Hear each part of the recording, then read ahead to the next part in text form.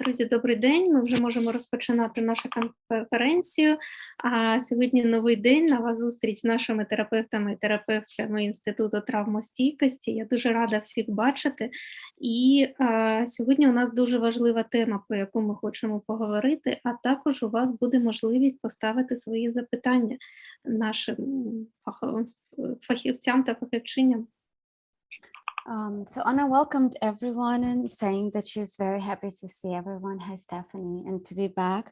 And today we're having a new day and a new session, and we'll have this very important question or issue to discuss. But the guests will be also able to ask their question if they want to our experts from TRI.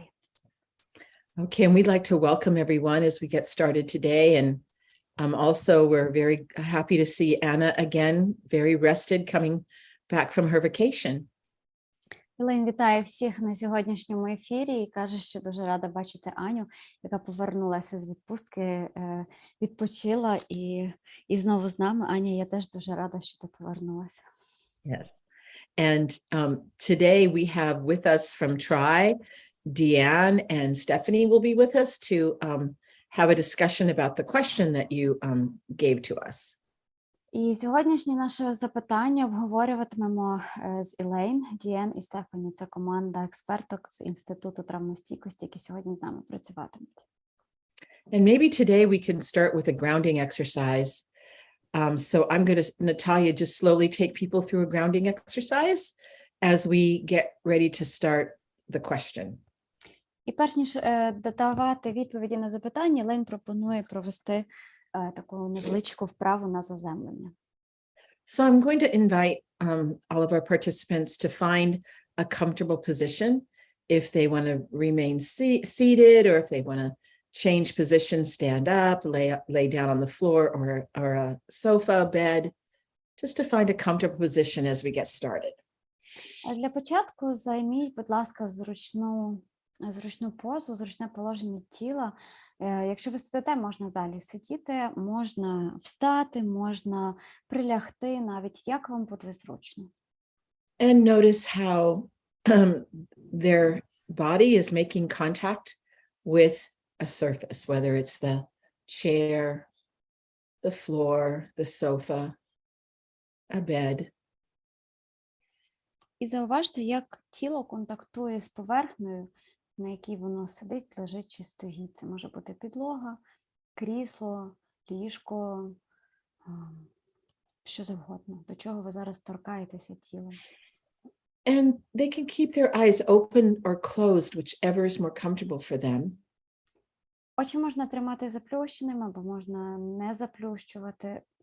Можна робити так, як вам зручніше. And so I'm going to invite them to notice how wherever they're sitting is supporting their body. So for example, noticing how I'm sitting in a chair, so I'm noticing how the seat of the chair is supporting my body right now. Єлейн запрошує зауважити, зосередитися навіть увагою на тому, як та поверхня, до якої торкається ваше тіло, підтримує ваше тіло в тому положенні, в якому ви є. Якщо ви сидите, зауважити, як крісло чи стілець підтримують ваше тіло. And to notice their arms and their legs.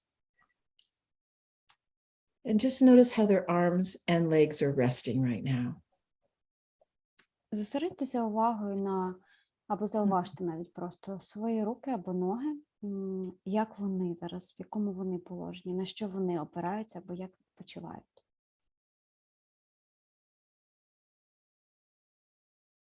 And drawing attention to the legs, then down to the calves and to the feet.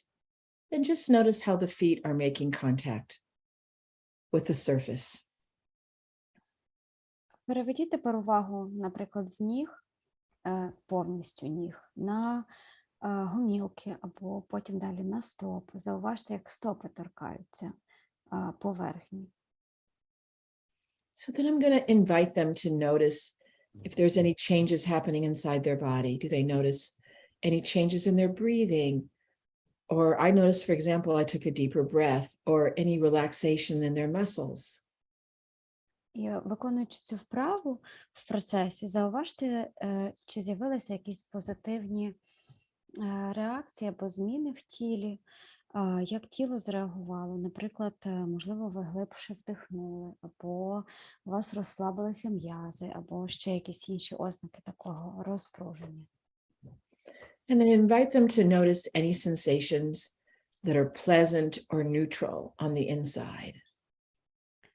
Зауважте будь-які самовідчуття на рівні тіла, які почуваються приємно або нейтрально. And as they do that, they may find that their body wants to move in a certain way. Just allow your body to move in whatever way that it wants to. І якщо в процесі вам захочеться порухатися у певний спосіб, ви відчуєте, що тіло хоче змінити положення, то це, будь ласка, зробіть це.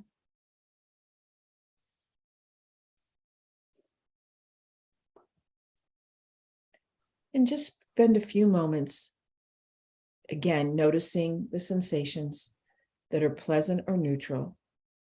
And if they notice any unpleasant sensations, to try to bring their attention to a place in the body that feels better. І давайте ще трошечки поспостерігаємо за самовідчуттями в тілі, за тими, які приємні або нейтральні. І каже Елейн, що якщо ви відчуєте якесь неприємне самовідчуття, то спробуйте змістити увагу на місце в тілі, яке почувається трошечки краще. And if they have problems doing that, they can also, open their eyes and look at something in the room that catches their attention.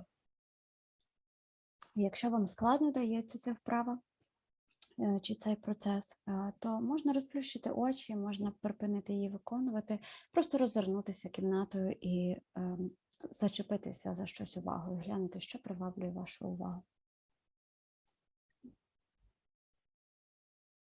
And just take a few moments to kind of sit with and savor the sensations that are more pleasant or neutral.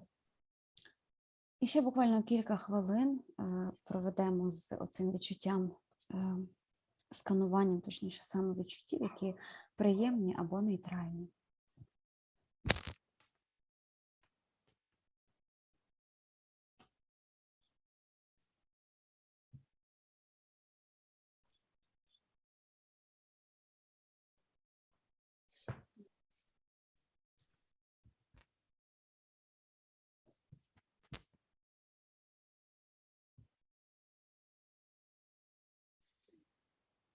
You may notice some release sensations or not. I know I yawned. I just saw Deanne yawn. And that's kind of resetting the autonomic nervous system. Oh, I yawned again. Ви можете зауважити самовідчуття такого розслаблення нервової системи. Це може бути глибший вдих, це можуть бути позіхання. От Елейн позіхає раз за разом, я вже двічі позіхнула. І зауважте також і ці самовідчуття, якщо вони виникають. So I'd like to invite people to just notice the changes that have happened inside since we started doing this little exercise. А зараз зауважте зміни, які відбулися в тілі, або ті зміни, які відбулися в тілі від початку виконання цієї вправи.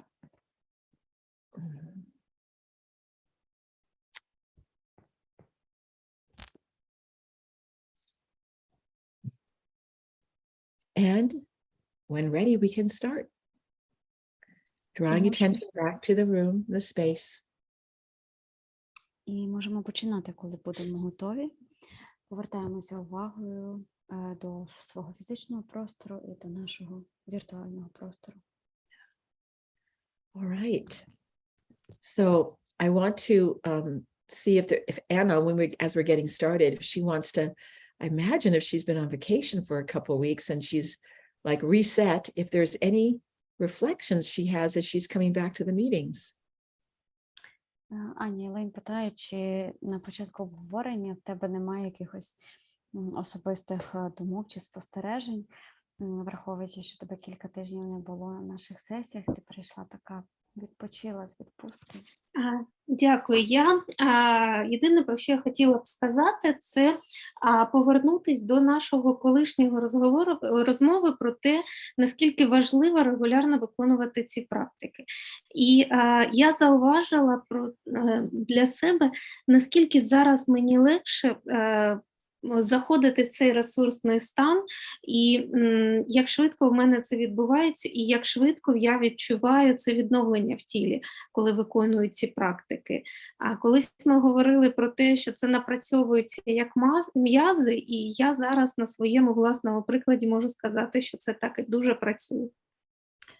So Anna says that the only thing she would like to add or reiterate is that the importance of regular practicing, because she says that she's noticed that now she feels it's much easier to get back to her resourceful state, to her resiliency zone. So this is like a muscle, she says. As the more you practice, the better it works, and the easier it becomes for her, and probably for many others, to get back to their balanced state. Well, and Natalia, that was the same thing that you said in our last meeting as well. You have to share that with Anna. You said exactly the same thing. Yeah, about my daughter, but yeah. Okay. Yeah.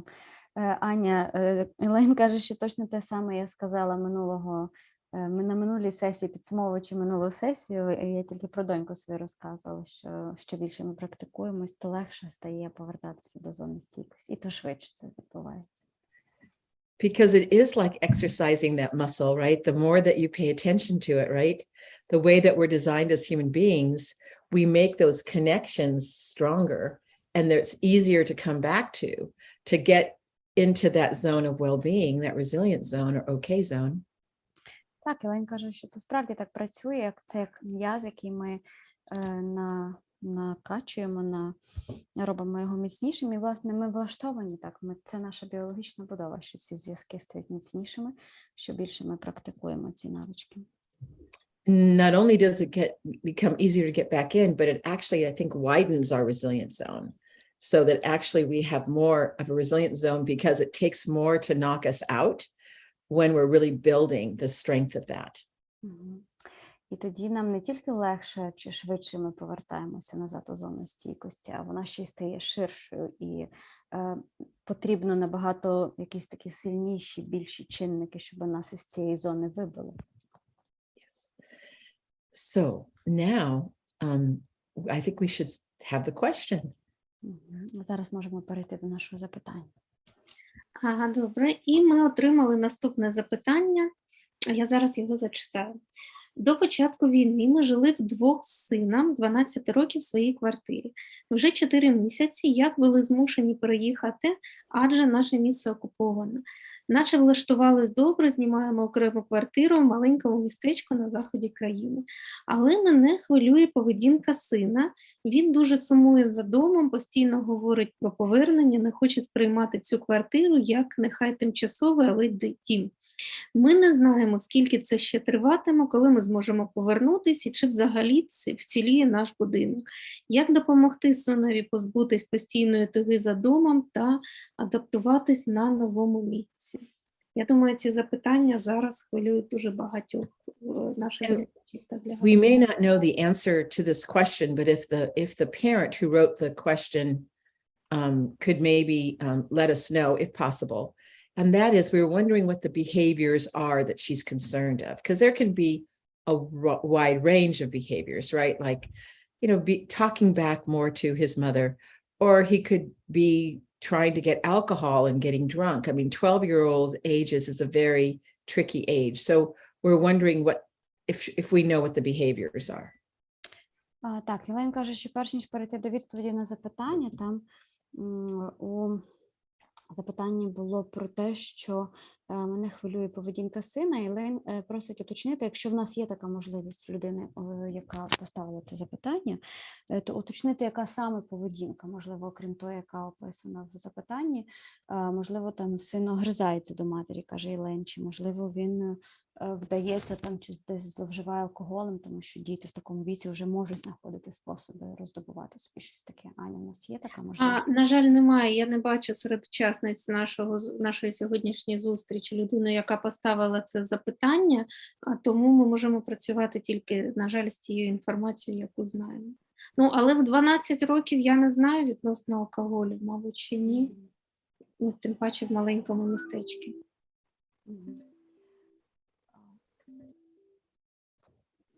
So Anna says that we don't have any more details than. Okay. Other Well, than we'll that just we talk have generally information. about And a we don't wide.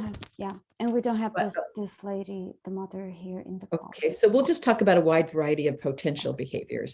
So the first thing we wanted to say was, oh my goodness, we want to express a great appreciation to the mom who's had to do so much in the last 4 months to get her child to a safer place. And then now to have to also deal with the uncertainty of the war about not only for her son, but for her. Will they be able to go back to the city they came from, to their apartment? Is the apartment even there? They don't know. And, when we were talking about before we started on the call is that a place has so much meaning for people in multiple ways.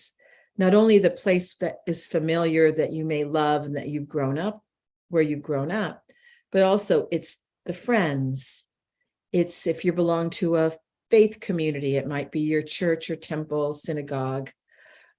There's so much that has to do with why we miss a place. Так, Ілен каже, що для початку хоче висловити своє захоплення і повагу до цієї матері, якій стільки всього довелося зробити, пережити. По-перше, вивести дитину в більш безпечне місце, а по-друге, зараз стикатися з такою кількістю непевності в своєму житті, в житті своєї дитини. Вони не знають, чи зможуть повернутися додому, і вони, зрештою, навіть не знають, чи цілий їхній дім. І Ілейн каже, що на початку розмови хотіла би сказати про те, наскільки для людей важливе місце і прив'язка до місця, і що це відбувається з низки причин. Не тільки тому, що ми виросли в якомусь певному місці і прив'язані до нього через спогади дитинства, а й через те, що у нас там можуть бути друзі, люди, з якими ми близькі, там може бути наша релігійна громада, з якою ми часто спілкувалися. І все це, звичайно ж, додає до цього стресу, який люди переживають у зв'язку з втратою свого місця. So one of the first things would just also be to affirm to him just the difficulty of uncertainty, because she doesn't know either. And so kids depend on their parents often, right? Well, tell me what's going to happen, Mom. I want to know when we're going back. Well, there's no way to know. And I think that, of course, is the uncertainty of war. Many times we make moves with our children, but and Stephanie will talk a little bit about this, but they can be more planned and, oh, this is what we're going to do. But it's not because you're leaving because of war. And that just adds another element of difficulty, because it wasn't by choice. It was because of the war that came. Certainly it was a choice to move, but the whole idea of having to move was not something that she created. Так, Ілен каже, що для початку можна говорити з сином про те, що ситуація складна і непевна, тобто підтвердити це також для нього, тому що діти хотіли би знати від нас, чути від нас якісь відповіді. Мам, коли ми повернемось додому, бо що там у нас вдома відбувається. А в цій ситуації це знати неможливо. І Ілейн каже, що переїзд загалом – це досить така стресова подія, але переїзди в мирний час – це плановані події, і ми до них можемо підготуватися, то в цьому випадку все ускладнюється тим, що людина не мала фактичного вибору. Тобто вона зробила вибір переїжджати, але це було зроблено за таких умов дуже несприятливих і дуже складних. And we also discussed just the age of 12 in and of itself. They're no longer little kids. like in the primary grades, right? They're not, full-blown teenagers yet. They're kind of in this middle area of change. Their bodies are changing, everything is changing, and sometimes it's I think that their identity, they're thinking more about who they are as people at that time of their life, which on the best of circumstances can make it challenging for parents.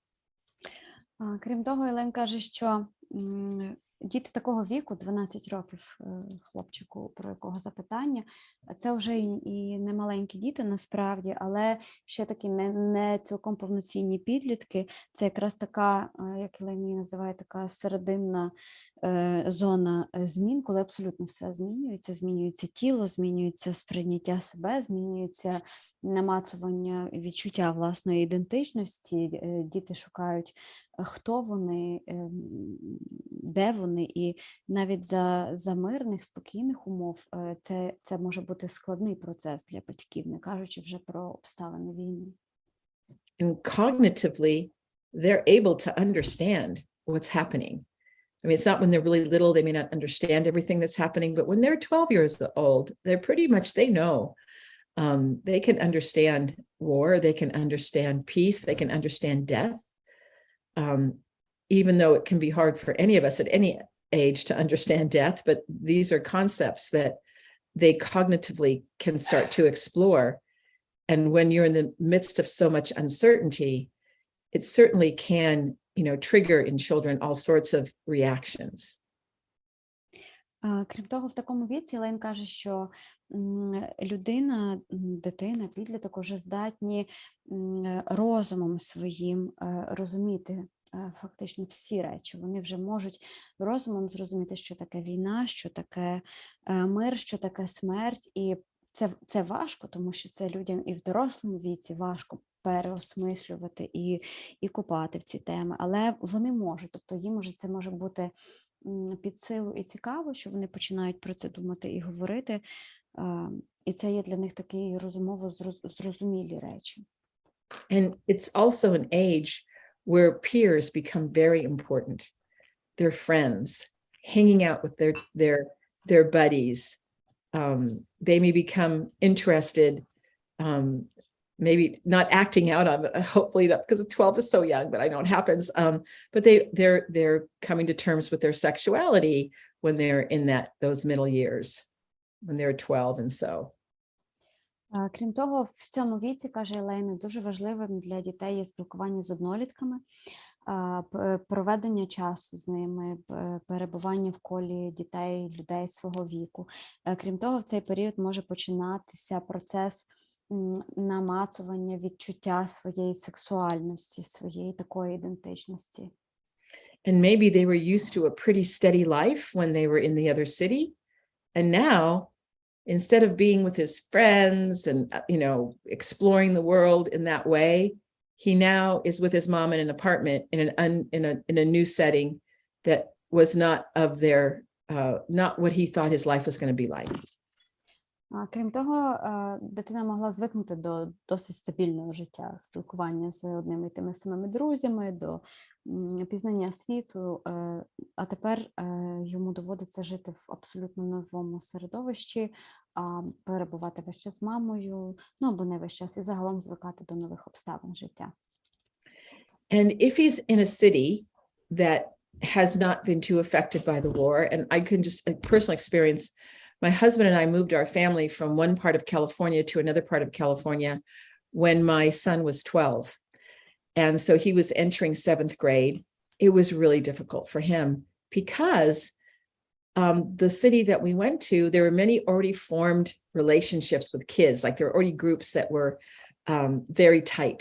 So when you come from a different place, sometimes it's hard to break in because I don't know if you have the word click, Natalia, there's like friendship cliques that are already in existence.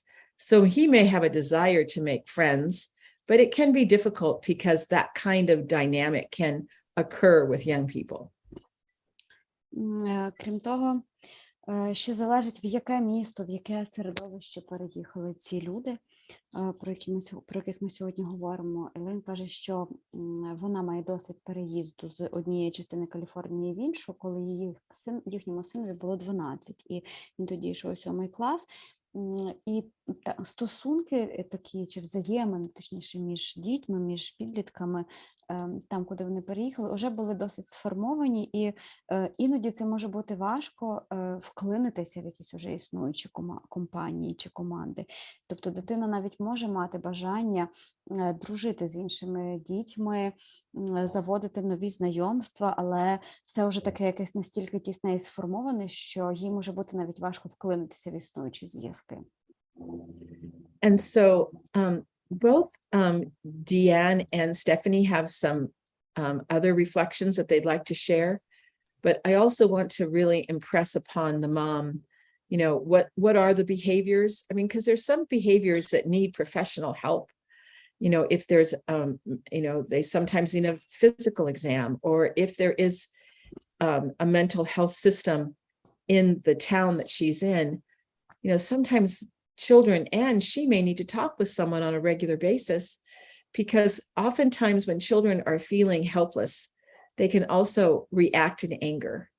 And who do they react in anger to? Sometimes towards themselves, like cutting, but also sometimes they react in anger to their parent, because they're the closest one to them. So they can yell and scream and cry and all sorts of things that may be uncharacteristic for her son. Так, Єлен каже також, що ми не маємо інших деталей про те, яка ще поведінка тривожить цю маму, яка поставила запитання, але в будь-якому разі Єлен висловлює своє захоплення тим, що мама турбується про здоров'я своєї дитини, що вона прийшла до нас сьогодні з цим своїм запитанням.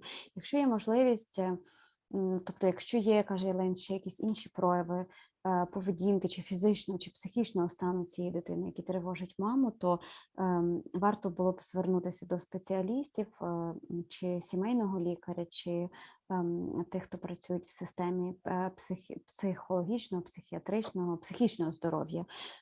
Тому що в непевності, в таких складних обставинах діти можуть реагувати на них злістю, а злість може проявлятися в першу чергу до самих себе. Наприклад, діти себе калічать, ріжуть тощо, або до найближчих людей. Тобто в даному випадку ця злість може бути скерована на маму. В такому випадку варто було би поговорити зі спеціалістом. So I'm going to invite Deanne first and then Stephanie for their reflections to add to the discussion, and so the things that they want to reinforce and emphasize. So Deanne, over to you. Thank you, Elaine. I want to say hello, nice to see you, Anna. Welcome back. So as a mom, I'm a mom, and my son's quite much older than 12. But, you know, I remember wanting to protect him from all kinds of painful experiences in life. And it was hard to listen to him talk about things that bothered him.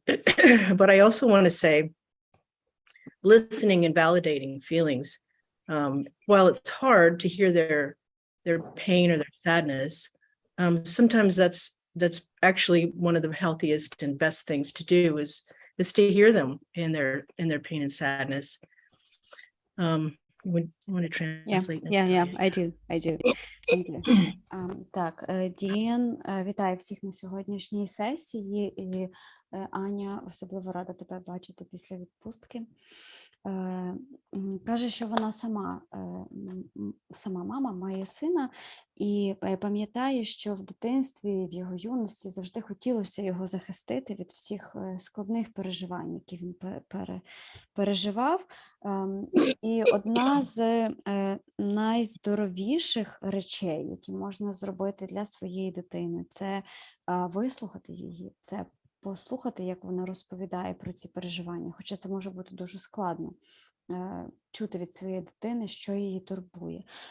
Але вислухати і валідувати, тобто сказати, що це нормально, мати такі емоції, мати такі переживання, в тому всьому болі і сумі, які переживає ваша дитина, побути з нею в цьому.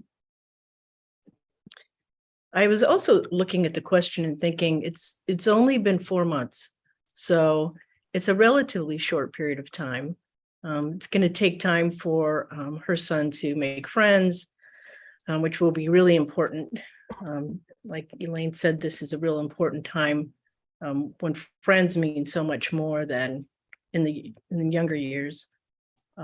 So I would say, for one, just to think of it as this is going to take some time. And so that's, go ahead and translate. Thank you. Також Діан каже, що в запитанні звучало, що тільки 4 місяці вони живуть в новому місті, і Діан каже, що це насправді не так вже багато часу, і тут уже мамі потрібно набратися терпіння і зрозуміти, що для того, щоб дитина завела нові взаємини, на новому місці адаптувалася, для цього потрібен час. І оскільки друзі зараз важать дуже багато в такому віці, то потрібно цей час дитині дати, не спішити її з цим, щоб вона, тобто дати їй час на те, щоб завести нові знайомства, нові спілкування. Yeah, I was also thinking how much, how just to bring them back to the moment. One thing, it feels like this is not like when we choose to move, but also it was relatively quick. So it was a survival mechanism, right, to move to a new place. I would take it back to here we are in this new place and we're safe. And 12 might be less worried about safety than a mom. I'm just to kind of, for everyone to come back to or come to the moment of we're here and we're safe and we're together. And so kind of experience that with the skills of noticing, how it feels to be here in the moment in a safe place. Також Діан радить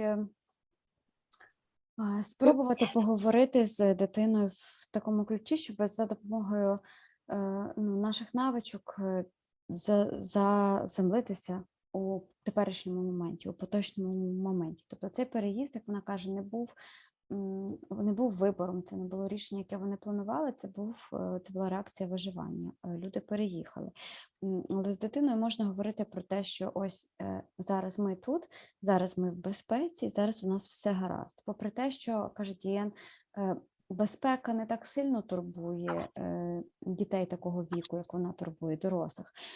Та все одно варто допомогти цьому хлопцеві помітити, зауважити себе в цьому теперішньому моменті, де ми є зараз, і у нас усе добре, і ми в відносній безпеці, ми тут. And before I pass it over to Stephanie, I just want to say again, to invite any of the folks listening on that would like to offer questions or comments. I would invite that too. So, right, you're on, Stephanie.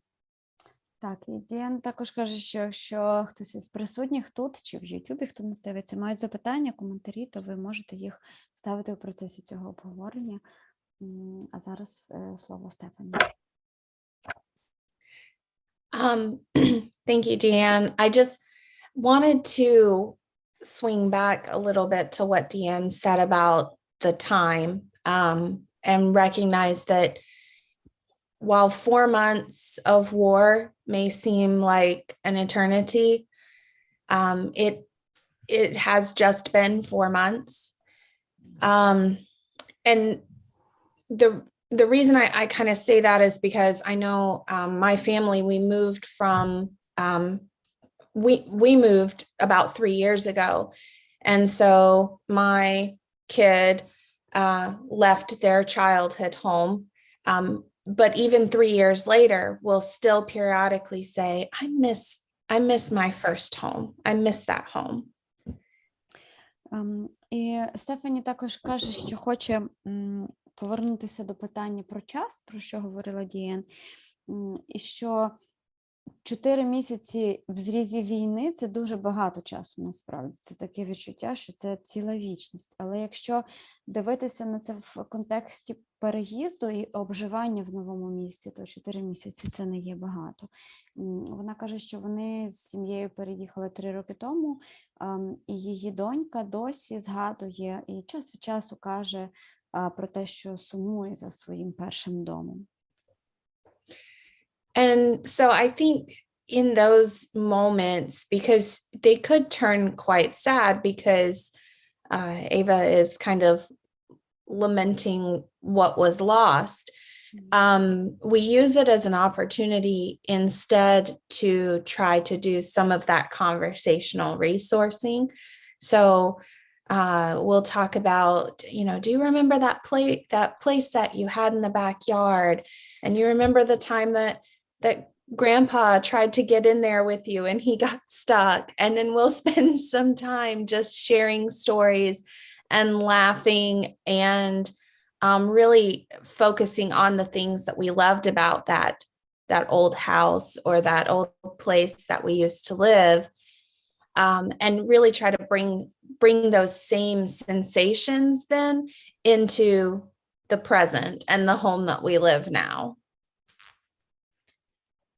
Про те, що, згадуючи попередній дім, Стефані каже, що її донька могла засмучуватися, тому що це те, чого вона більше не має, це те, що вони втратили, але вона, Стефані, намагалася використовувати ці розмови і ці моменти для, власне, проведення такої розмовної ресурсності, як ми її називаємо, тобто спробувати пригадати щось приємне пов'язане з попереднім домом. І Стефані каже, що вони ділилися різними історіями. А пам'ятаєш, у тебе була на подвір'ї була така якась штука, в якій ти бавилася, пам'ятаєш, як дідусь у ній застряг, і ми півдня його звідти витягували, і це такий веселий і теплий спогад. Тобто це є також нагода ділитися, власне, своїми історіями і слухати історії дитини про це місце, яке вона любить і за яким вона сумує. Це навіть є можливість посміятися, і це є можливість зосередитись увагою на тому, що ми в цьому місці любимо чи любили, і привести оці відчуття, поселити їх, якщо можна так сказати, у цьому своєму новому, нехай тимчасовому домі. And the other thing that we've done with Ava since we moved, and I recognize while I say this, it may not be entirely possible for everyone, but we've tried to make the space that we're in now a resourceful space as well. So getting things that maybe that remind them of home or that make their new space feel special. So like I like to do stitching or embroidery, and I found a pattern of some of Ava's favorite characters, and I made just something small and simple for their room, but it's new and it's special, I hope. And so we've tried to do those types of things to make Ava's new space feel comfortable and special. Крім того, каже Стефані, можна спробувати, вона розуміє, що це може не завжди бути можливо в наших ситуаціях, в яких ми зараз перебуваємо, але спробувати, якщо є така можливість, наповнити це нове місце якоюсь такою силою, ресурсами, якимись такими, які би робили його більш затишним, більш місцем таким сили, додати в це нове місце, де зараз тимчасово люди проживають, якісь нагадування, можливо, про попередній дім, або додати якісь додаткові деталі, які робитимуть це місце особливим, додаватимуть йому атмосфери. Стефані каже, що вона вишиває, і коли вони переїхали, вона знайшла схеми вишивки улюблених героїв своєї доньки Еви, і вона вишила їй кілька таких картинок, які повісила в її кімнаті. Це було щось досить просте, але це щось, що додавало атмосфери і особливості цьому новому місцю. The other thing that I was just going to mention is I recall that when I was a child and my family moved a long distance, our new place did not really start to feel like home until I started to make new friendships and new connections in that new area. Крім того, з власного досвіду Стефані каже, що коли вона була дитиною, її сім'я переїхала досить далеко, і що це нове місце, в ньому не з'явилося відчуття дому до тих пір, допоки Стефані не завела нових дружніх зв'язків. And I recognize for this particular boy, there may be some reluctance to make friends or make new connections because it sounds like he wants to go home. And there is always going to be maybe that thought in the back of his mind, if I meet these new people or form these connections, then what happens when we go back home? Крім того, Стефані каже, що цей хлопець, про якого ми говоримо сьогодні, він може бути ще й свідомо або несвідомо, він може ще й не хотіти заводити нові знайомства чи нову дружбу, тому що, можливо, десь в підсвідомості є якась така думка, що як ми повернемося додому, і що тоді буде з цими всіма новими зв'язками. And while I can't answer that 100%, I think that anytime we make connections with other humans, it has meaning and purpose. We've all connected over this digital space and never met in person, most of us. And yet it still has meaning. And so I would hope that he wouldn't be discouraged from making new friends or making new connections just because they may look different in the future. І крім того, Стефані каже, що всі нові зв'язки, які люди налагоджують одні з одними, вони наповнені певним смислом, наповнені такою ціллю. І навіть якщо в дитини є оце побоювання, що ж буде в майбутньому з цією дружбою, яку я тут заведу, іноді такі зв'язки, і часто такі зв'язки можна підтримувати навіть за допомогою інтернету, цифрової комунікації. Ми всі, хто спілкуємося тут в цьому зумі, ми не бачились вживу, дехто бачився, але в основному ми ніколи не зустрічалися особисто, але ці зв'язки для нас всіх наповнені таким глибоким сенсом, і вони важливі. І тому Стефані заохочує цього хлопця не знеохочуватися, а не боятися і заводити нові стосунки, бо їх можна буде підтримувати інакший спосіб. And so I wonder if there are things that he can do to connect with other kids his age. Like I know we met for some time with the PLAST leaders.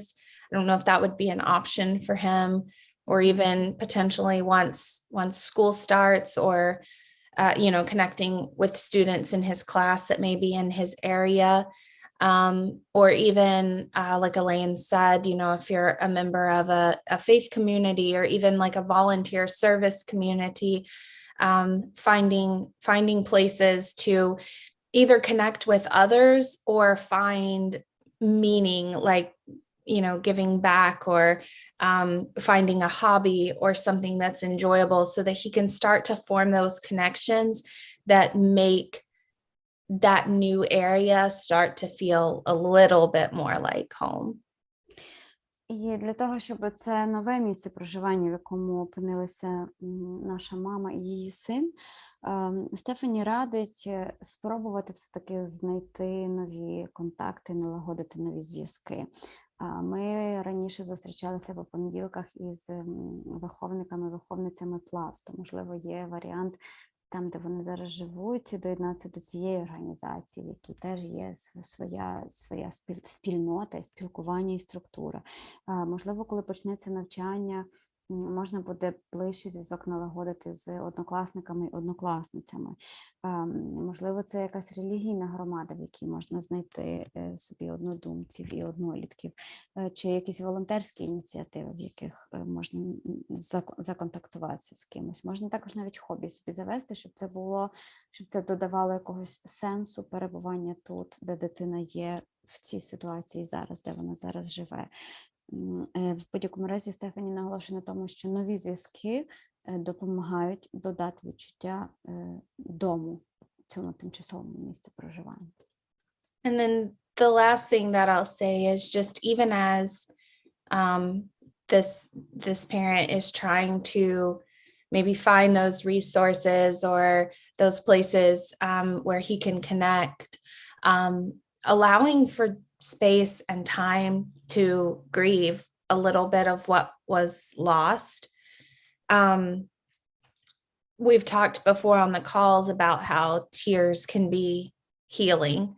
And so I know that this mom is wanting to make everything better, but just allowing for some space to be sad and to process and grieve what was lost. I think that that's perfectly okay too. And the mom can even share, if she felt it was appropriate, kind of what she was feeling too. And they can, again, spend some time resourcing together about, you know, what they loved, and then what maybe they have the opportunity to build in the new place. Крім того, попри всі намагання поліпшити ситуацію, полегшити ситуацію для своєї дитини, Стефані радить мамі, яка поставила наше сьогоднішнє запитання, залишити трохи простору для суму, для горювання, для оплакування того, що було втрачено. Ми говорили про сльози на попередніх сесіях, про те, що це теж може бути такий здоровий спосіб зцілюватися через сльози.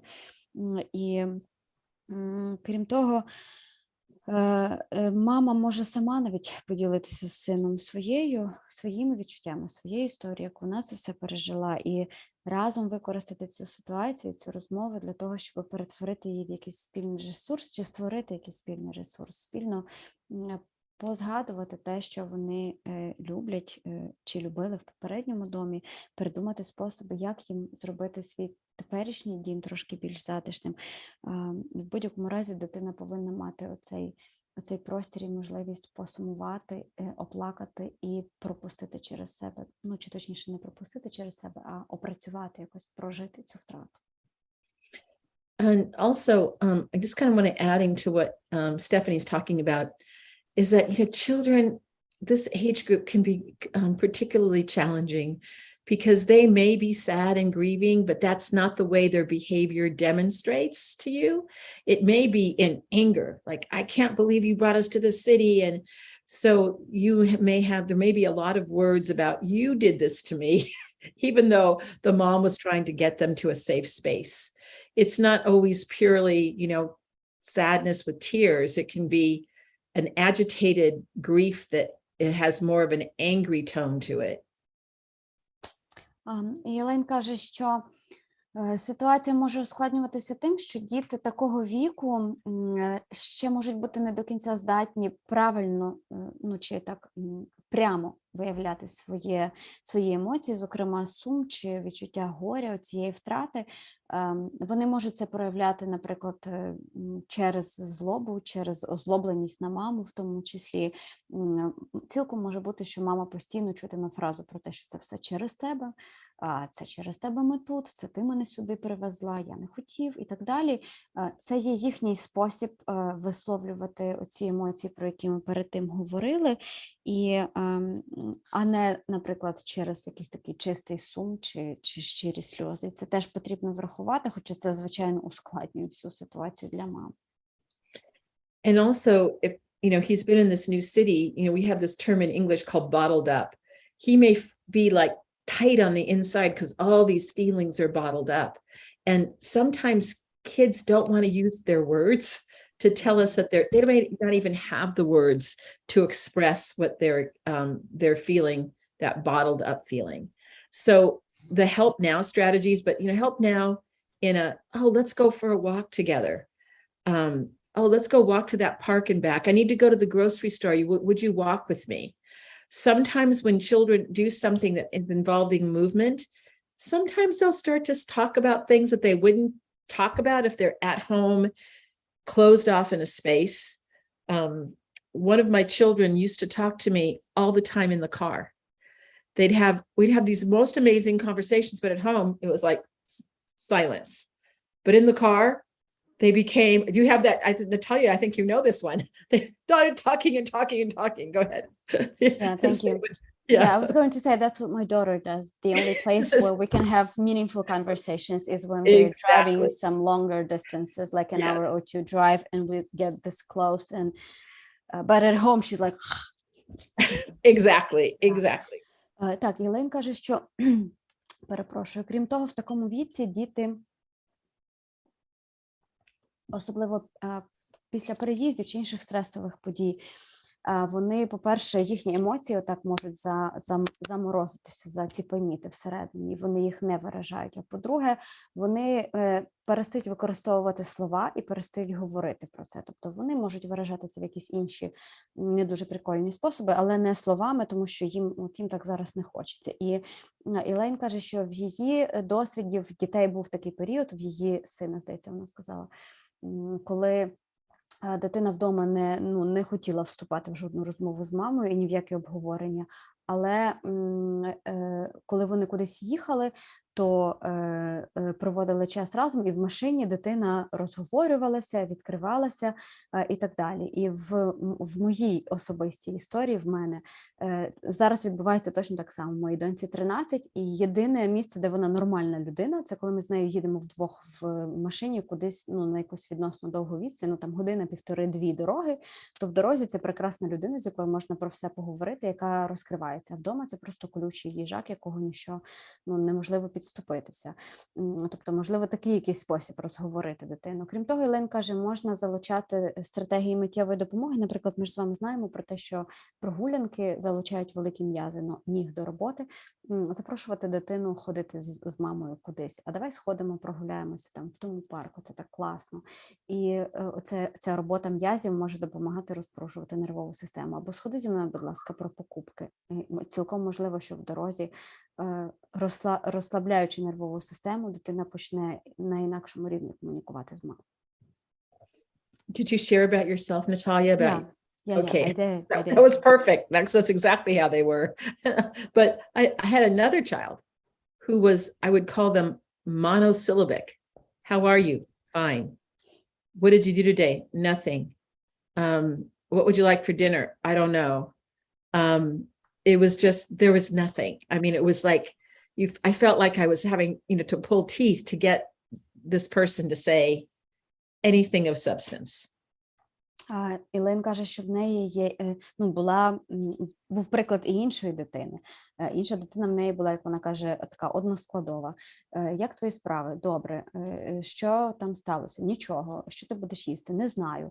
І це була дитина, з якою, щоб розговорити, це треба було, каже Ілейн, зуби з нього виривати, щоб роздобути з нього якийсь, чи з неї, якийсь звук, якийсь сенс. And so in my gut, I knew that there was, that there was some anguish going on that he was experiencing, but he had a hard time expressing himself. So, and sometimes again, they would be like an angry outburst. It's actually, that was a time of his life that I bought him a bike and he started biking. And to this day, he goes on very extreme bike rides. And I think that is the way that he gets his emotions out, is by physical activity. So not all of our children use words to express what's happening to them. That's what I learned. Darn, it would have been easier, but it didn't happen that way. І каже Ілейн, що вона купила, це син, мова про сина, коли вона купила йому велосипед, він почав активно ним користуватися, почав активно їздити, і це виявився такий спосіб, який і досі ефективний, тому що її син досі їздить дуже багато на велосипеді, але це вже зараз така більш екстремальна їзда, і це, напевне, один з його найкращих способів, як вона каже, виражати свої емоції, виводити, навіть не виражати нехай, а виводити з себе свої емоції, виливати, це через таку супернавантажену фізичну активність, тому що, по-інакшому ця дитина не могла себе висловити, і глибше, ніж кілька слів, вона висловити не могла, але були, каже Ілейн, там спалахи люті, були якісь інші такі прояви поведінки, з яких вона тоді суто інтуїтивно ще відчула, що щось відбувається, просто слівне означення цього щось дитина не підбирає і не використовує. І так теж може бути. And so some of our children, may not be so expressive with words, but I can say too, that when there was this physical outlet, we could talk about what the physical outlet was. Like, oh, where did you go for the bike ride? What did you see? Oh, you met up with your friend. I mean, so then the monosyllables had more of a framework around them, but it wasn't talking about him and his feelings. He didn't like that at all, still doesn't. But we could talk about the things around him where you could see him, that when he did that, he would get into his resilient zone. So there's many roads up the mountain, and it's not always talking about feelings for every child. And I know Deanne has something to add too. I can see her going like this. She may have had some of the same experiences, Deanne, but go ahead, Natalia, you translate first. Yes. Так, і Елейн каже, що тобто в цього свого сина, про якого вона говорила другим, у нього емоції виходили тільки через якийсь фізичний такий вихід знаходили. В даному випадку це був і залишається велосипед і поїздки на велосипеді. І Елейн каже, що він категорично не хотів, не любив говорити і досі не любить говорити про свої емоції, про свої почуття і переживання. Але про них можна приблизне уявлення скласти, якщо розпитувати не про емоції, а розпитувати про досвід. І Лен каже, що ще тоді запитувала сина, а куди ти їздив, а що ти бачив, а на що ти звернув увагу, а як воно тобі було, а як там, кого ти зустрів і так далі. І, тобто це, як вона каже, такі обхідні шляхи довкола гори. На гору можна сходити різними стежками. І якщо немає можливості напряму поговорити з дитиною про її емоції, то можна говорити про ситуацію, в якій вона була, і з нею якось зрозуміти, що там відбувається з дитиною. So, Deanne, I can see that you had some things to add to that. I have a few things. Well, I could definitely relate to having long conversations in the car and then rarely talk of with any substance any other time. But I was thinking about how, 12 is so young. And if you think about, he's only been on the planet for 12 years. And if this is the first experience in moving, every first experience usually has a lot of energy around it. And the first breakup, all sorts of firsts, right? I've been on the planet a long time, and I've moved many times, and I know that I'll survive it. I'll make friends. Once you have it experience, and you know that how you can tap into the resilience of knowing I survived that experience. I will get through this as well. So that's one thing to consider. This is his first experience. If he hasn't moved before, this might be his first experience of moving. Do you want to translate, Natalia? I do. I really do. Okay. Так, Діан каже, що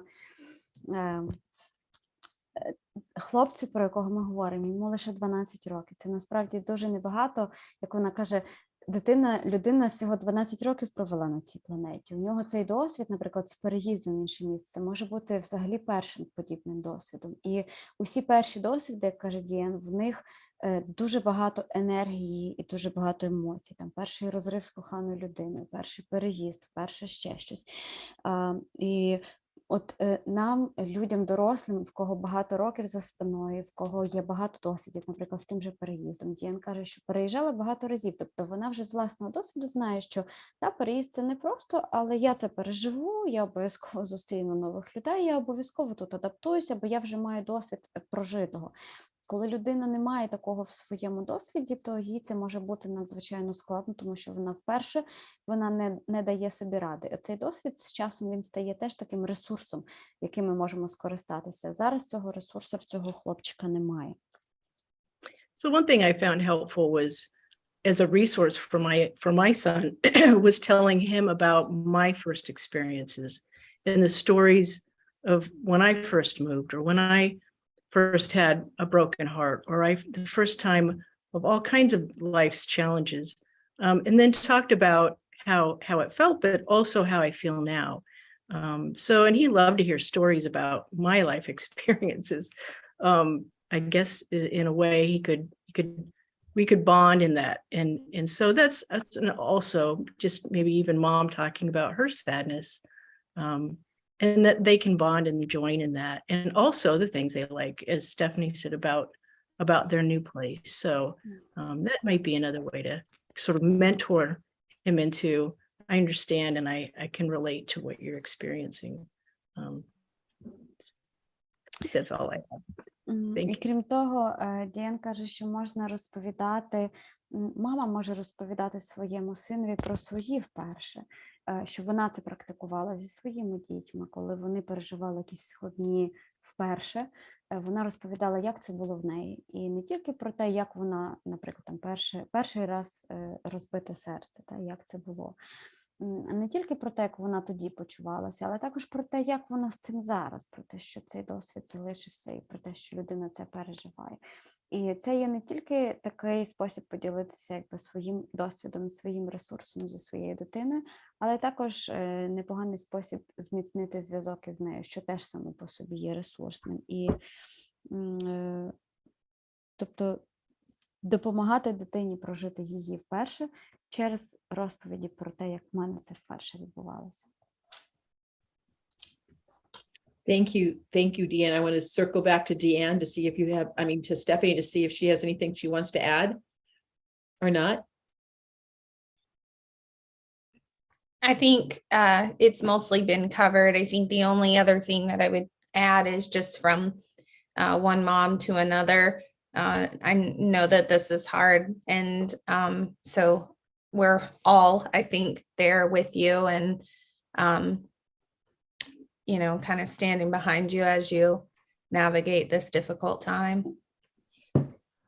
Стефані каже, що єдине, що вона хоче додати, це як мама мамі хоче сказати цій жінці, яка поставила сьогоднішнє наше запитання, що вона розуміє, наскільки це складно, і висловлює свою підтримку, висловлює свою турботу і сподівання, що все полегшиться і налагодиться. Ми з вами, ми поруч, ми всі відчуваємо подібні якісь емоції в цій ситуації. And I see that Anna has her hand up. Аня? Я подумала ще про одну річ. Згадала, як може і уявила, як може виглядати кімната підлітка. Це, Далюч, можу я сказати в етері бардак? Звичайно. Це може бути дуже творчий бардак. Це може бути велика кількість постерів або якихось дрібничок. Це може бути якісь речі, до яких не можна торкатись нікому, бо дитина вважає, що вони тут мають бути. Тобто це може бути що завгодно. І я згадала, коли ми евакуювалися, теж брала з собою якісь дрібні речі, які начебто... Я забула безліч дуже важливих для мене речей, але взяла якісь дрібнички, які для мене дуже важливі. І я подумала про те, якщо від хазяїв квартири немає заборони на те, щоб дитина певним чином прикрасила свою кімнату, чи буде це доречно, чи допоможе це дитині, чи допоможе це матусі, і чи створить це ось це відчуття для дитини свого власного куточку, своєї домівки і допоможе адаптуватись. So Anya says that she can imagine how a teenager's room might look. It's as she put it, a creative mess full of posters, full of very necessary things that lie exactly where they have to be, and things that you can't touch or you can't move.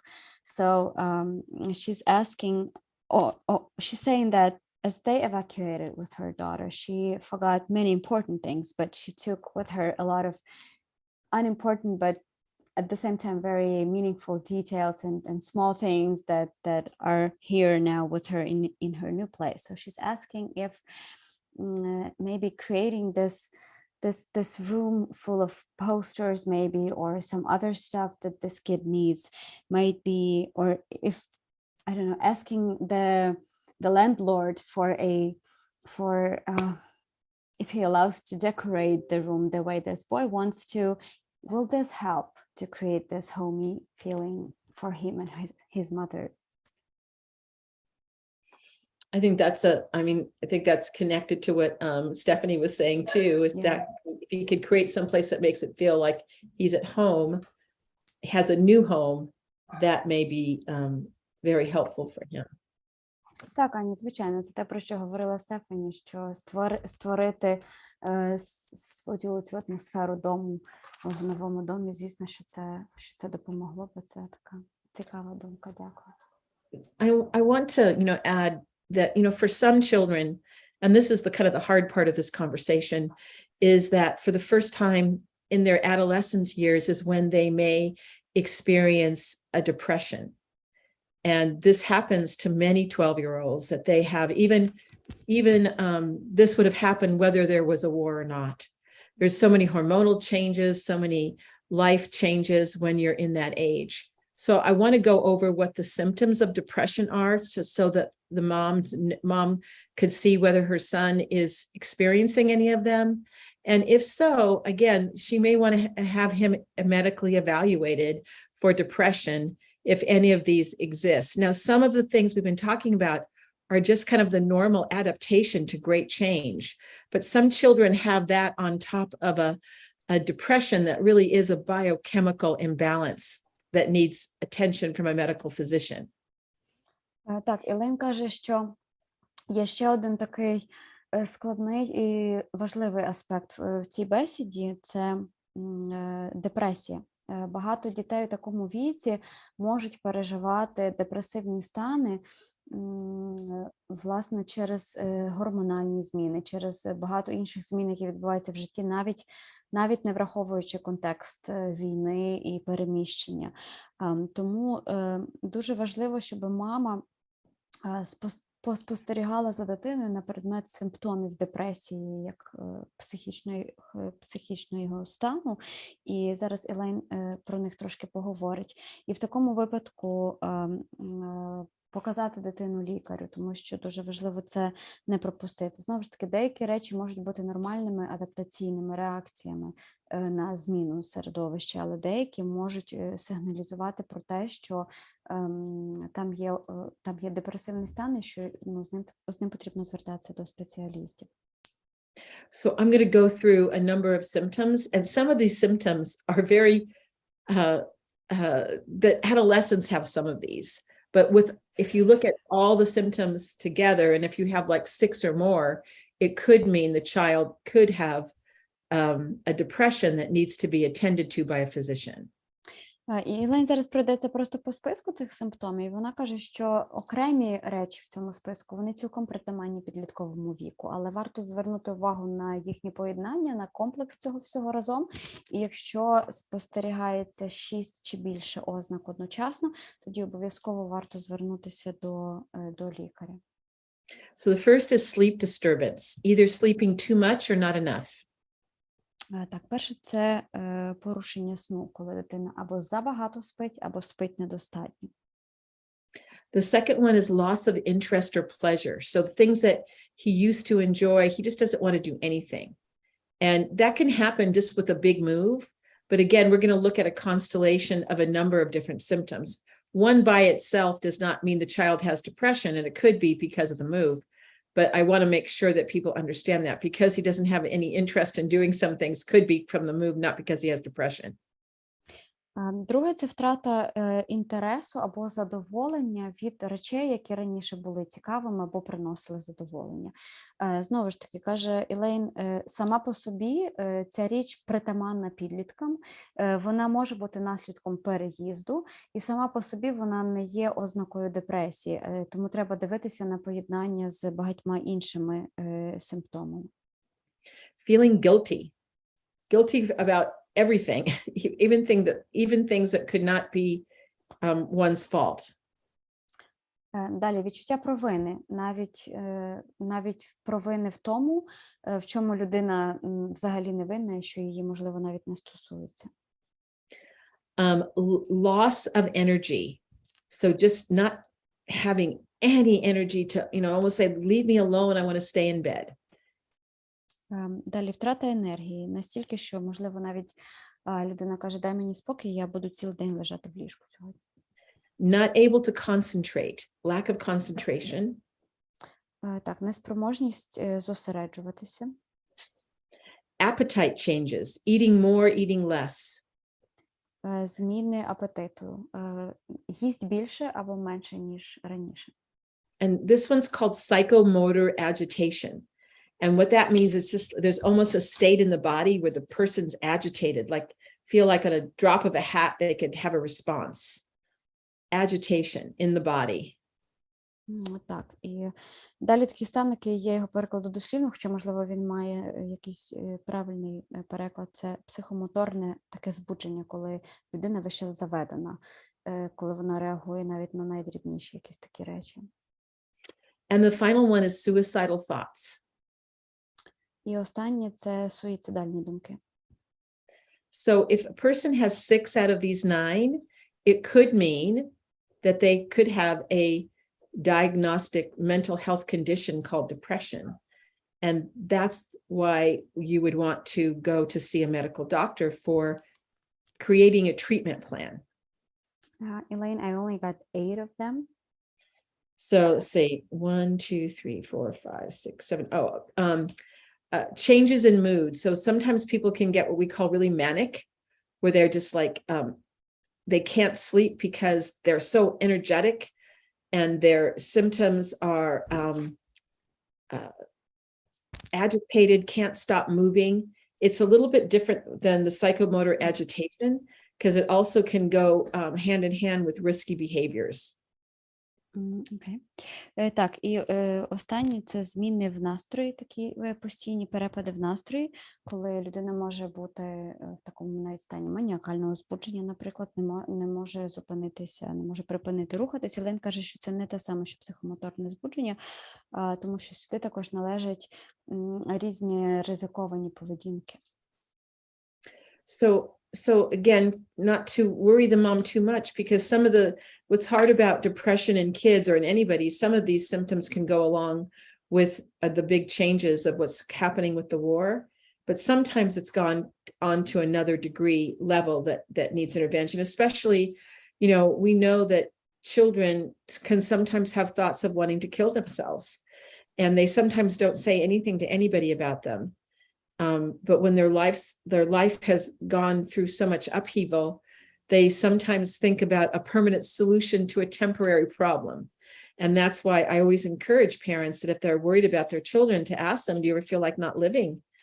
And if they say yes to that question, then we want to make sure we take action to safeguard their mental health as well as their physical health. Так, і Єлен каже, що, знову ж таки, кожна сама по собі ця ознака чи цей симптом, вони не обов'язково означають депресію, і деякі можуть бути просто наслідками великих і серйозних змін, які відбуваються в житті цієї дитини, будь-якої дитини, і наслідком змін чи інших стресів. Але якщо їх є, тут було 9 симптомів названо, якщо 6 із 9 є присутніми, то це вже потребує уваги спеціаліста з психічного здоров'я. Крім того, Єлен каже, що, наприклад, тут у списку були суїцидальні думки. Діти можуть мати думки про те, щоб накласти на себе руки і про це взагалі не говорити. І до цього треба бути дуже уважними. Іноді, Єлен каже, можна навіть просто поставити запитання дитині, там, наприклад, чи бувало в тебе таке, що тобі там не хочеться жити, або що тобі здається, що краще, щоб ти не жив, чи щоб ти не жила. І може виявитися, що діти скажуть так. Це, як вона каже, постійне рішення для тимчасової проблеми. Воно в голові дитини так собі відбувається. І тому це важливо не пропускати. People often think about depression as being really, really sad mood, but there's also an agitated depression where it's the opposite of that. And people can actually engage in risky behaviors connected to that psychomotor agitation. І ми собі часто уявляємо депресію як там такий дуже сумний чи пригнічений настрій. Але депресія може мати також такі прояви дуже сильного збудження. І, власне, це така ризикована поведінка, небезпечна поведінка, про яку говорила Єлен. Це теж є ознакою депресії, яка потребує, депресія як клінічного стану, як хвороба, яка потребує уваги лікарів. And to my final response before turning it over to Anna for her parting thoughts is just that I think the question was a really good question for the mom to ask.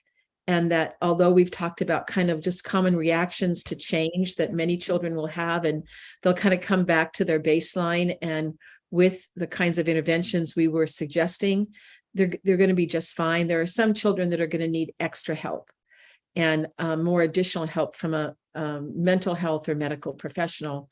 And for the mother to trust her gut if she's feeling like she's tried so many different things and they're not working, to try to get some expert advice for her son to see in person. Because I think the other thing that I want to add is that we're also entering what I think that you all have shared with me, our third year of having school online. And for an adolescent, that's not the most optimal thing for them in terms of one of the most important tasks as a human being is developing those interpersonal relationships and trying them out when you're a teenager and you're pre-adolescent. And that's adding an extra pressure on kids and parents and teachers. Так, і Елейн каже, що ми вже рухаємося до завершення. Аня готує свої прикінцеві мудрості. Але на завершення Елейн каже, що деякі з цих ознак, про які ми поговорили, вони можуть бути поширеними реакціями на зміну. Це нормально, але дуже важливо, щоб мама, яка поставила це запитання, це надзвичайно важливе запитання і глибоке, і щоб мама, яка це поставила, і всі інші мами і тати, які, можливо, мають подібні побоювання щодо своїх дітей, також довірилися чи дослухалися до свого якогось внутрішнього відчуття. Ви знаєте своїх дітей, наскільки далеко за рамки умовної норми для дитини виходить зараз її поведінка, наскільки їй зараз потрібна допомога додаткова чи ні.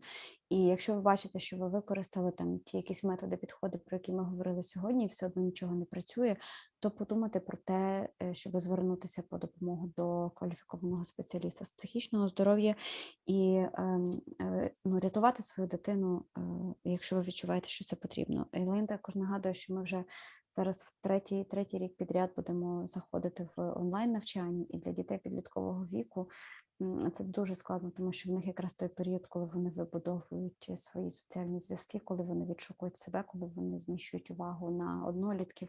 А тут зараз це дуже, дуже в такому складному форматі відбувається, тому для дитини цього віку це ще додатковий чинник навантаження помимо війни і переїзду. Тому тут потрібна особлива увага. Thank you so much, Natalia, for being our voice and sharing our words with everyone. And I'd love to turn this over now to Natalia as we're ending for any of her parting words of wisdom. To Anna. You're welcome. Yes. Well, Natalia, you can also add to it too. Now we know you have lots of wisdom. I'm the one who talks the most during the session, so I'm really happy to let others talk. Так, Елейн каже, що Аня, слово зараз тобі. Вона і мене попросила чимось поділитися, але я кажу, я і так найбільше розмовляю, тому з задоволенням передам слово іншій людині. Аня. Дуже дякуємо за те, стільки ти розмовляєш. Це неймовірна робота, я тобі за неї дуже дякую. Я подумала ось про що. Я подумала про те, це не мої слова, але я знаю, що є такий вислів, коли трапляється щось дуже важке, то, наприклад, якась катастрофа, то мати має спочатку одягнути кисневу маску на себе і вже потім на дитину, бо якщо мати буде в нормі, вона зможе допомогти дитині. Тому я б хотіла нашій матусі, яка сьогодні поставила це запитання, порадити, подбати також і про своє здоров'я, про своє психічне здоров'я, про свій емоційний стан, для того, щоб вона мала більше ресурсу і допомогла своєму синові адаптуватись на новому місці, а потім відновлювати своє життя, коли вони зможуть повернутися. So Anna reminded us all about the putting mask on ourselves first, and she says that this mother who asked this very important question today, that she doesn't forget about herself, that she doesn't forget to take care about her own emotions and her own well-being, and take care of her health, both mental and physical first, in order to be able to help her son to adapt to the new place and then to get back to their home if that will be possible. So I think that's really wise. Very wise as always, Natalia, and to thank everyone for being present with us, that we hold all of you in our hearts, and we will see you on Wednesday morning or afternoon, evening for you. Yes. Так, і Елейн, дякую, Аня, тобі за ці слова мудрості. Дякую всім, хто сьогодні з нами був на цій сесії, на цьому обговоренні. Побачимося наступного разу. Дякуємо всім. До зустрічі. Па-па. Thank you so much. І до зустрічі.